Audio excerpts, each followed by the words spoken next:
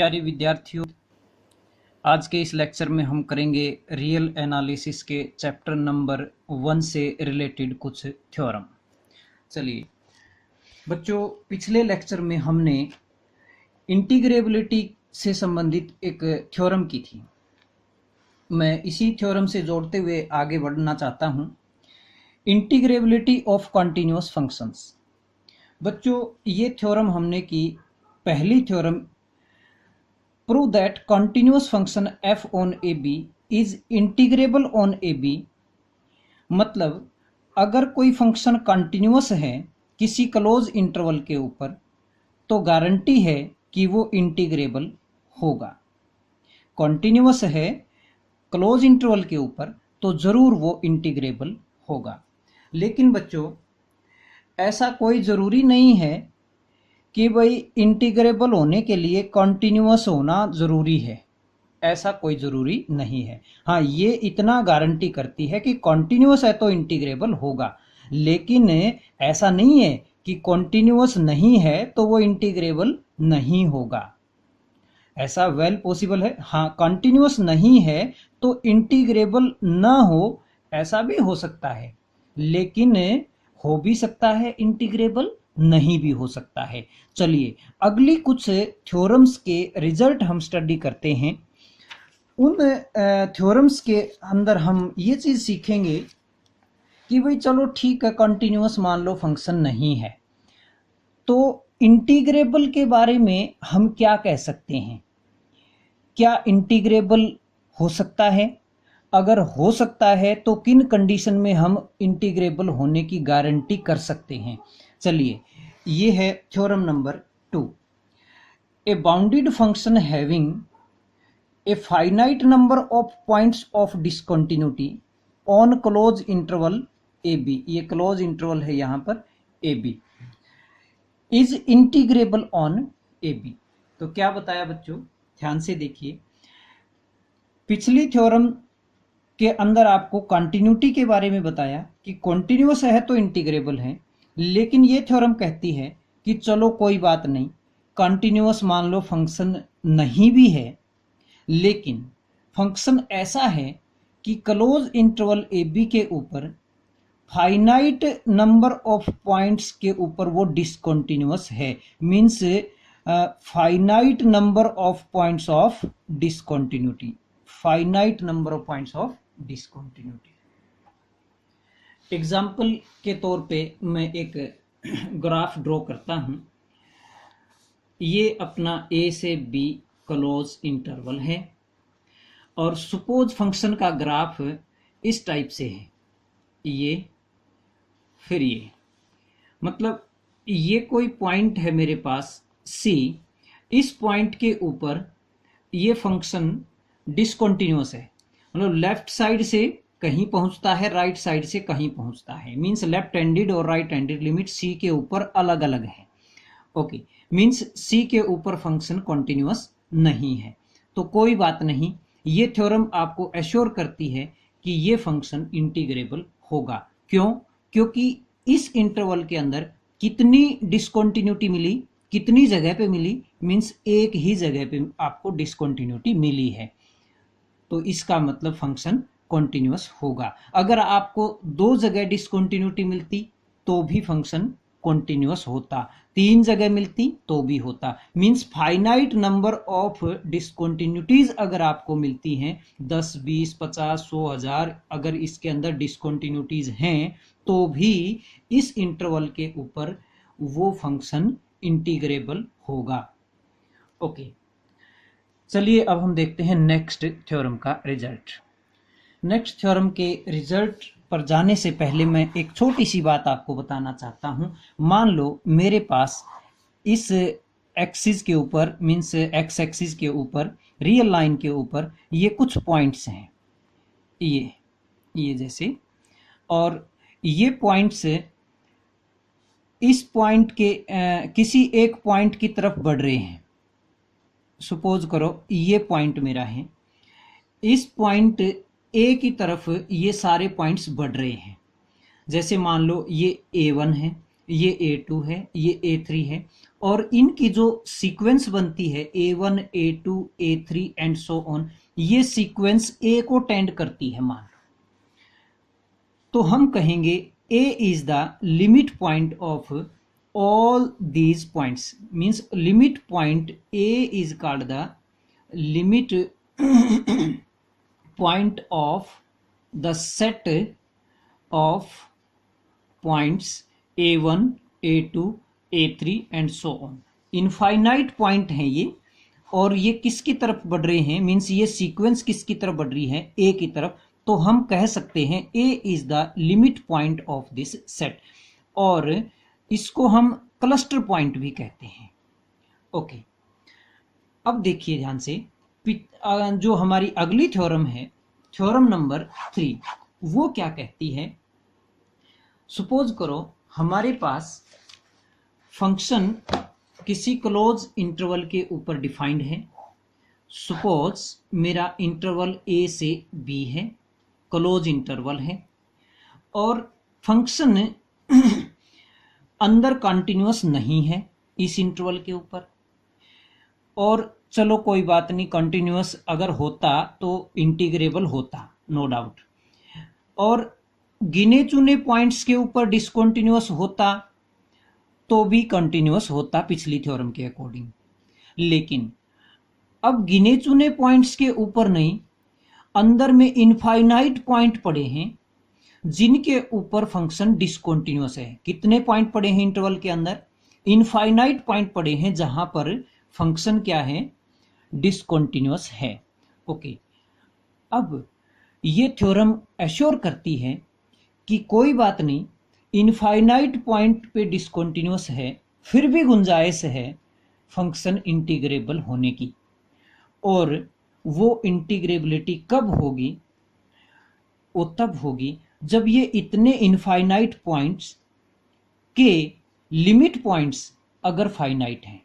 मतलब जैसे मान लो कुछ इतने पॉइंट्स का लिमिट पॉइंट मान लो यहाँ है, इन सारे पॉइंट्स का सपोज लिमिट पॉइंट यहाँ है, इन पॉइंट्स का, ये पॉइंट्स डिसकंटिन्यूटी के हैं लेकिन इनका लिमिट पॉइंट यहाँ है।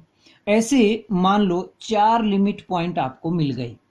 डिसकंटिन्यूटी के पॉइंट तो इनफाइनाइट हैं, लेकिन उन पॉइंट्स के लिमिट पॉइंट आपको गिने चुने मिलते हैं, जैसे 4 5 10, means finite number of points of discontinuity अगर होते हैं तो भी फंक्शन इंटीग्रेबल होगा।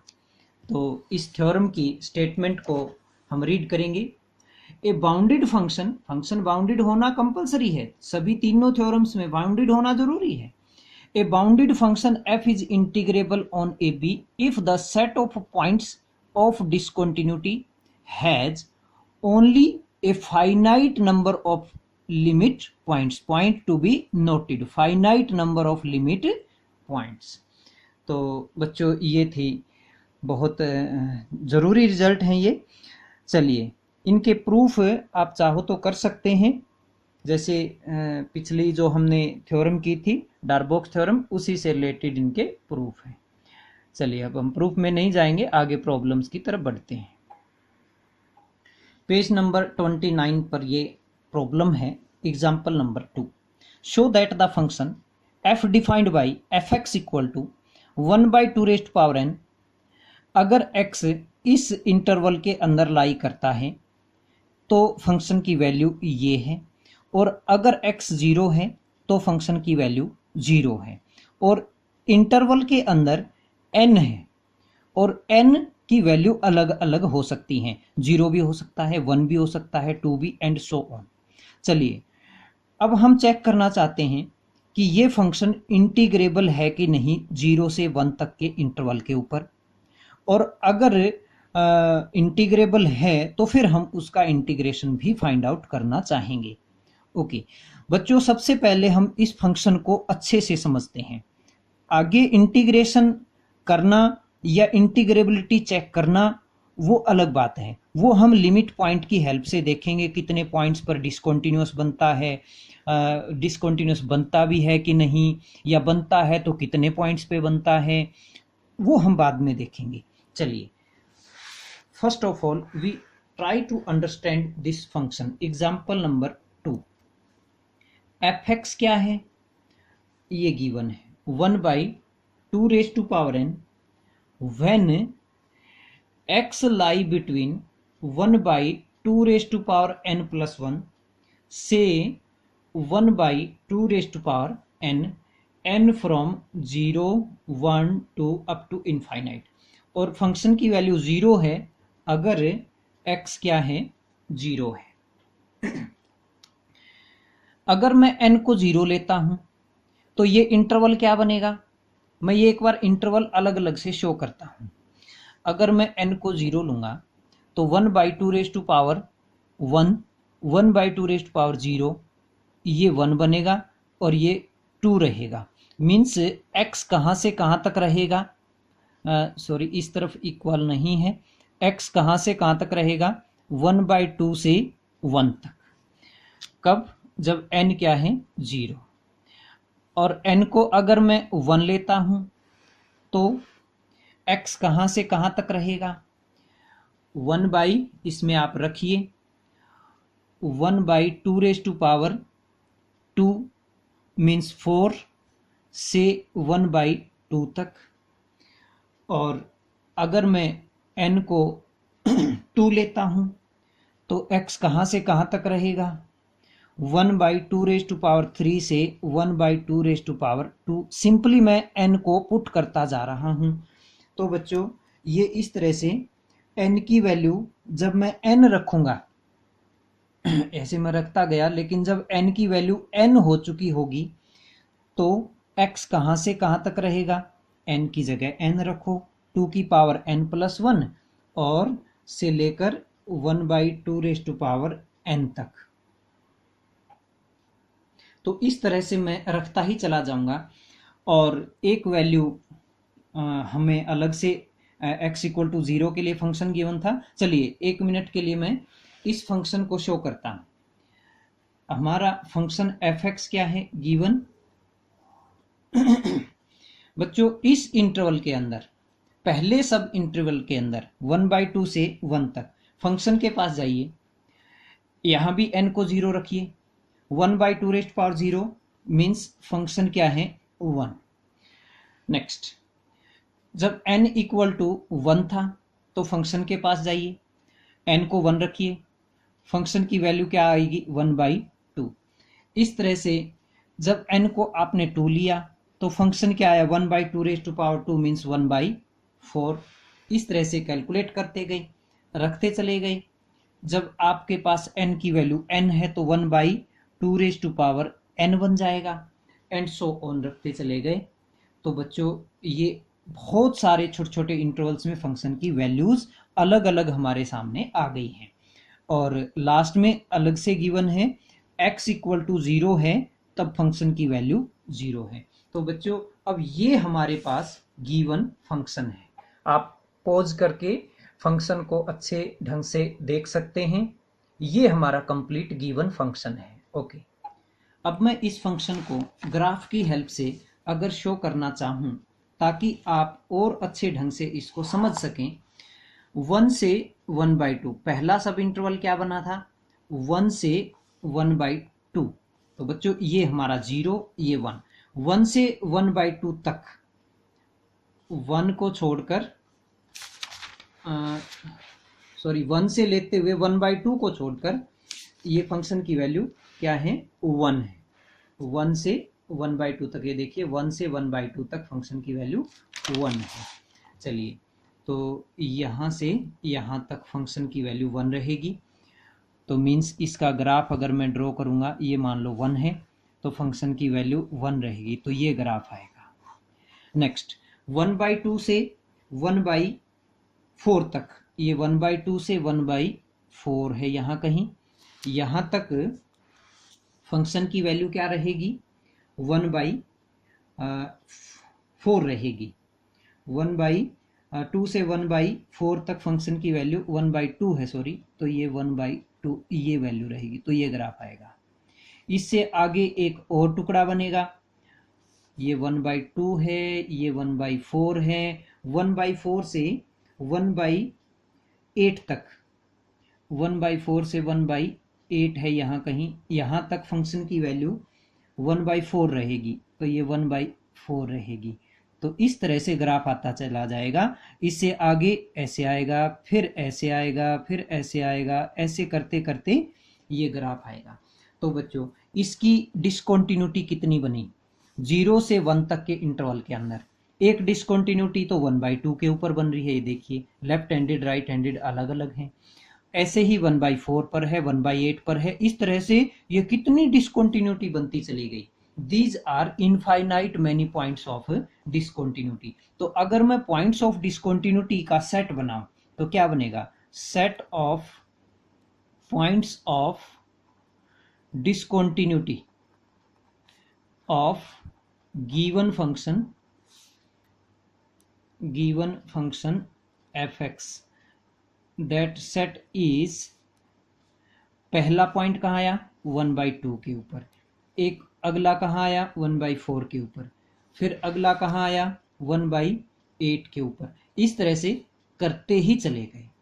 ओके, तो बच्चों इस सेट के अंदर कितने पॉइंट्स हैं? इनफाइनाइट मैनी पॉइंट्स हैं, means infinite points of discontinuity हो गई हैं।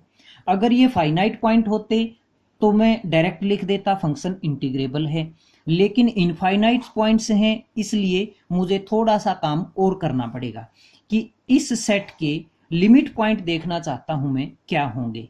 तो बच्चों इस सेट का लिमिट पॉइंट आप वैसे पिछली क्लासेस में सीख चुके हैं, लिमिट पॉइंट कैसे निकलता है, और मैंने भी अभी पीछे लिमिट पॉइंट के बारे में कुछ आपको बताया है। तो इस सेट का लिमिट पॉइंट क्या बनेगा? This has the limit point 0, मतलब 0 इसका लिमिट पॉइंट बनेगा। मतलब कहाँ क्लस्टर हो रहे हैं ये सारे पॉइंट्स? 1, 1/2, 1/4, 1/8 किसकी तरफ बढ़ रहे हैं? ये सारे किसकी तरफ बढ़ रहे हैं? 0 की तरफ बढ़ रहे हैं, means 0 is the limit point of this set. और सिंपली वैसे भी आप निकाल सकते हो, इस सीक्वेंस की nth टर्म क्या है? 1/2n, और इसको लिमिट ले लो n टेंड्स टू इन्फिनिटी, तो दिस इज 1/∞, और something by infinity means 0 is the limit point. Okay, तो बच्चों एक ही लिमिट पॉइंट आया तो इसका मतलब फंक्शन इज इंटीग्रेबल। तो क्या लिखोगे? F X has only one point as the limit point of set of discontinuities in interval 0 to 1। तो बच्चों इसका मतलब क्या हुआ? implies that f is integrable on 0 to 1। Okay, अब हम अगले काम की तरफ बढ़ते हैं। इंटीग्रेबल है तो इंटीग्रेशन क्या आएगा इसका? उसके लिए बच्चों बिल्कुल सिंपल स्टेप है, जैसे आप फंक्शन को इंटीग्रेशन करते हो, सिंपल वही चीज है। f dx 0 से 1, तो फंक्शन जितने टुकड़ों में है उतने टुकड़ों में अलग अलग इंटीग्रेशन हो जाएगा। इस टुकड़े के ऊपर इंटीग्रेशन अलग करो 1/2 से 1 तक, तो ये इंटीग्रेशन 1/2 से 1 तक किसका? फंक्शन क्या है इस इंटरवल में? 1 है, तो 1 × dx प्लस अगला सब इंटरवल 1/2 से 1/4 से 1/2 तक, और इस सब इंटरवल के अंदर फंक्शन क्या है? 1/4 से 1/2 में 1/2 है, तो हम यहाँ रख रहे हैं 1/2 dx। और इस तरह से हर किसी सब इंटरवल के अंदर आप इंटीग्रेशन अलग अलग करते चले जाएंगे। और तीसरे में क्या आएगा? ऐसे ही 1/8 से 1/4 तक किसका? 1/4 dx का, एंड सो ऑन हम करते ही चले जाएंगे। nth क्या होगा? तो ये भी आप बड़े आसानी से लिख सकते हो। तो nth स्टेज में फंक्शन क्या है अपना? 1/2n-1 dx, 1/2n से 1/2n-1 तक, और इस तरह से हम कैलकुलेट करते ही चले जाएंगे। ये हमारे पास एक इनफाइनाइट सीरीज बन जाती है। ओके, पहले का इंटीग्रेशन करो, 1 का integration x, upper limit minus lower limit put किया, तो 1 माइनस 1/2 प्लस अगले में 1/2 बाहर निकाल लिया इंटीग्रेशन से 1 dx, फिर इंटीग्रेशन क्या आया x upper limit minus lower limit means 1/2 minus 1/2 square लिखो या 4 लिखो, बात एक ही है, प्लस अगले में क्या आएगा 1/4 बाहर आएगा, अंदर 1/2 rest power 2 minus 1/2 rest power 3 and so on लिखते चले गए। nth स्टेज में क्या आएगा 1/2 rest power n minus 1 1 upon इसका इंटीग्रेशन करेंगे, वैसे ही सेम स्टेप्स में अपर माइनस लोअर करेंगे 2 raised power n minus 1 minus 1/2 raised to power n and so on लिखते चले जाएंगे। ओके, अब इसकी n टर्म्स का सम अलग से कैलकुलेट कर लो। n टर्म्स का कोई n टर्म्स यहाँ से यहाँ तक n टर्म्स का सम कैलकुलेट करके फिर हम n को n टेंस टू इन्फिनिटी ले लेंगे तो टोटल का सम आ जाएगा। तो बच्चों यहाँ से यहाँ तक का सम क्या आएगा तो वो आप अलग से कैलकुलेट कर लो। अगर हम उसको Sn से रिप्रेजेंट कर लें यहाँ से यहाँ तक का सम, तो वो आप अलग से कैलकुलेट करेंगे और वो आएगा अपने पास यहाँ से 1 माइनस 1/2 तो क्या आया 1/2 प्लस अगले में 1/2 इंटू इसको कैलकुलेट करो 2 स्क्वायर एलसीएम आएगा तो 2 माइनस 1 मीन्स 1/2 की पावर 2 आएगा, प्लस 1/4 बाहर है, अंदर क्या आएगा 1/2 रेस्ट पावर 3 आएगा and so on 1/2 rest power n minus 1 into 1/2 rest power n। ये बड़े आसानी से आप यहाँ से कैलकुलेट कर सकते हो और ये हमारे पास एक जीपी बन गई है जिसका कॉमन रेशियो कितना है, कॉमन रेशियो कितना है आप कैलकुलेट कर सकते हैं यहाँ। अगर मैं इसको ठीक से लिखूं 1/2 रेस्ट पावर 2 और 1 कितना हो गया 3 प्लस 1/2 रेस्ट पावर 3 और 2 पावर यहाँ है तो ये बन जाएगा 5 एंड सो ऑन। ये अपनी जीपी बन गई है। कितनी टर्म्स हैं n टर्म्स हैं। तो इसका सम कैसे आएगा, first term a 1 minus common ratio की power n upon 1 minus common ratio तो 1/2 रेस्ट पावर 2 और इसको जब कैलकुलेट किया तो 2/3 into 1 minus 1/4 rest power n बन जाता है। बच्चे आसानी से इसको कैलकुलेट कर सकते हो। अब इसमें लिमिट ले लो, इंटीग्रेशन आ जाएगा 0 to 1 f dx तो इसकी लिमिट ले लो, लिमिट ऑफ द इंटीग्रेशन। तो Sn की जब लिमिट लेंगे n tends to infinity something by infinity 0 तो ये 2/3 इंटू 1 मीन्स 2/3, ये आपका आंसर आ जाएगा। तो बच्चों इस टाइप की प्रॉब्लम आपके एग्जाम में आने की पूरी गुंजाइश है। तो ऐसी बुक में 1-2 प्रॉब्लम और भी गिवन है आगे, जैसे ये एग्जाम्पल नंबर 3 ये भी बिल्कुल सेम स्टेप्स में रहेगा। चलिए आज का लेक्चर हम यहीं फिनिश करते हैं। तो ये बुक में भी मैं एक बार शो करता हूँ ताकि आप अच्छे से इस प्रॉब्लम को भी कर सकें। चलिए आज का लेक्चर हम यहीं फिनिश करते हैं। धन्यवाद।